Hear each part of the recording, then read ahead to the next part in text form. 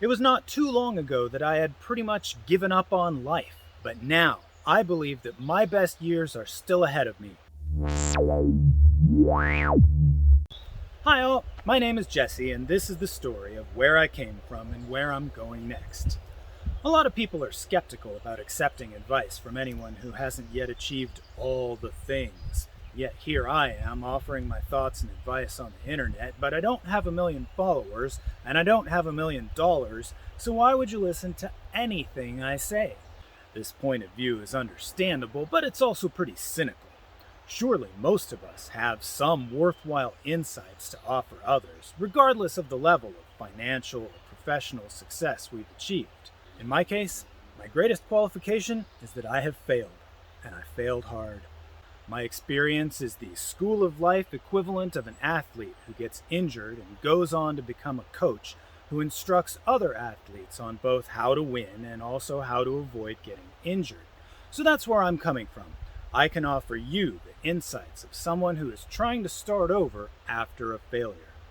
If you have never failed in life, then good for you. But if you are trying to overcome major setbacks in your life, then you're in the right place. You and I have something to talk about. For those of you who don't know me, or who only know me from my rants on Twitter, here is a little more about my life and what I think I might be able to offer you. I've been a writer and a musician since I was a little kid. Those creative skills are at the core of my identity. I got my bachelor's degree in English in the late 1990s with the intention of becoming a professional author. Instead, I worked in a series of manual labor and other low-paying jobs through my teens and early 20s, until one day when I unexpectedly landed an opportunity to teach music at a private school overseas for a year. That was an incredible, life-changing, eye-opening experience that completely altered my worldview. It was also extremely stressful. I got mugged while I was there, and I came home struggling with PTSD.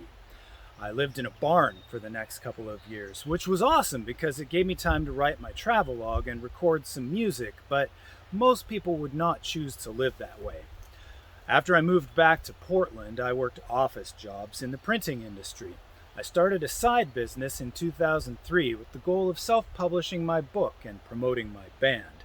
I built my first website shortly after that, and pretty soon I started building websites for other people.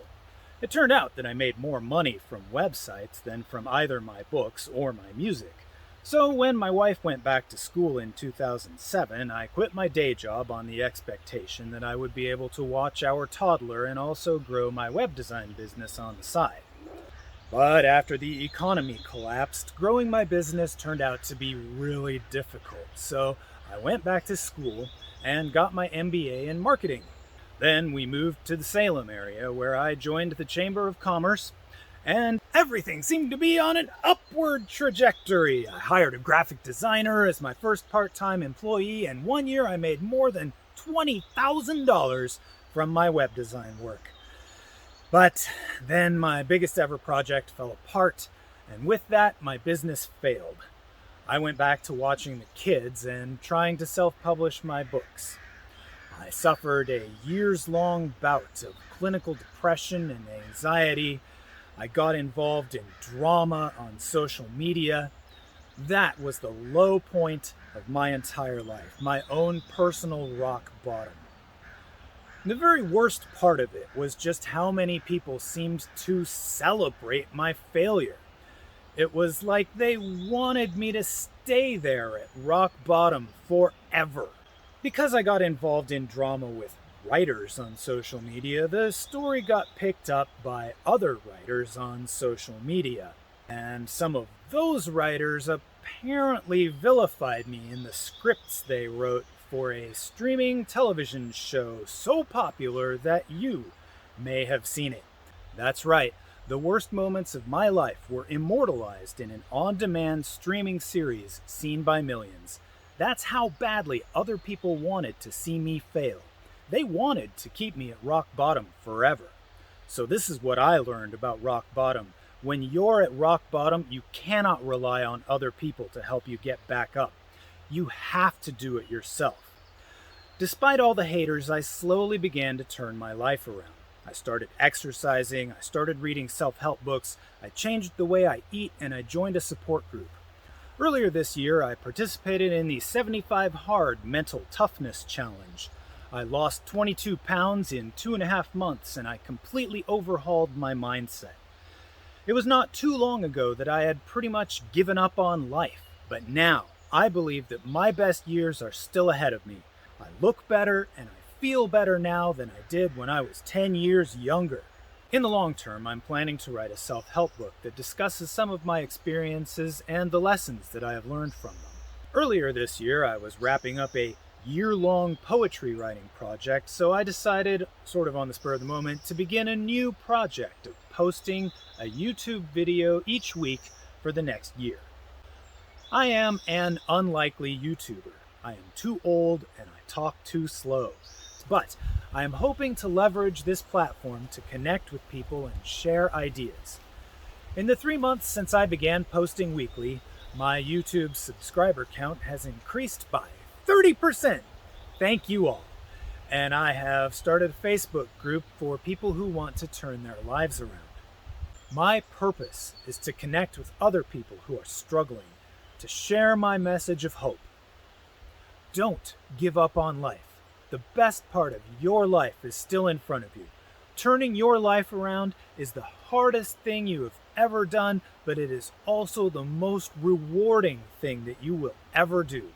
You can rediscover your love for your family and friends, and most importantly, you can rediscover your love for yourself.